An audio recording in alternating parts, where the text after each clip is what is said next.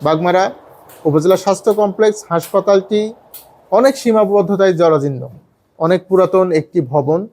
আমাদের যে চিকিৎসক, নার্স, অন্যান্য স্টাফদের কোয়ার্টার রয়েছে সেটি জরাজীর্ণ এবং আমি বলবো বিপদ এবং ঝুঁকিপূর্ণ।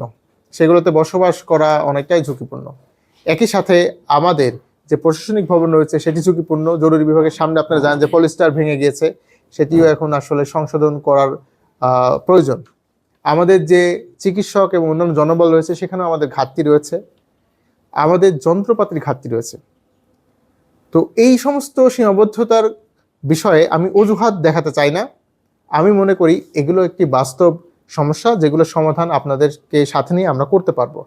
তবে যেখানে আপনাদের সহযোগিতা আমাদের একান্ত কাম্য সেটি হলো হাসপাতালের রোগীদের সেবার মান উন্নয়ন এবং হাসপাতালে চিকিৎসকদের নিরাপত্তা বৃদ্ধি। এই দুটি জিনিস একই সাথে করতে পারলেই কেবল আমরা স্বাস্থ্যসেবায় আগিয়ে যেতে পারবো। আপনারা জানেন আমাদের বর্তমান সরকার একটি স্বাস্থ্য খাতে যুগান্তকারী পদক্ষেপ নিয়েছে। সাম্প্রতিক সময়ে আমাদের হাসপাতালে আমরা কিন্তু 10 জন আনসার পেয়েছি এবং এটি একটি সশস্ত্র আনসার সদস্য। তো তাদের মাধ্যমে আমরা হাসপাতালের চিকিৎসকদের, হাসপাতালের অন্যান্য জনগণের যেমন নিরাপত্তা নিশ্চিত করতে পারবো, একই সাথে স্বাস্থ্য সেবার ক্ষেত্রেও কিন্তু তারা অগ্রণী ভূমিকা পালন করতে পারবে।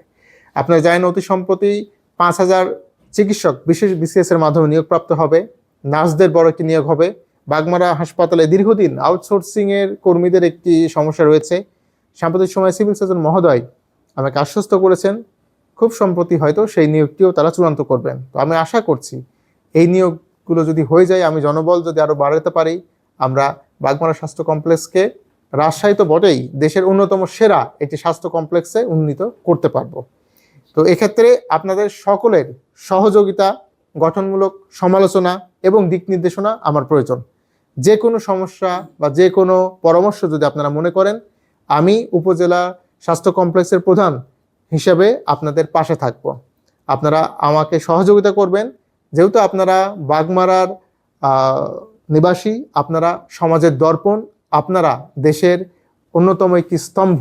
আপনাদের মাধ্যমে সুশীল সমাজ তথা বাগমারার জনগণ যেন এই একটি সংস্কৃতি থেকে বের হয়ে আসে যে কিছু হলেই রাজশাহী মেডিকেল, কিছু হলেই বাইরের বেসরকারি ক্লিনিক, এই সংস্কৃতি থেকে আমরা বের হয়ে আসতে চাই।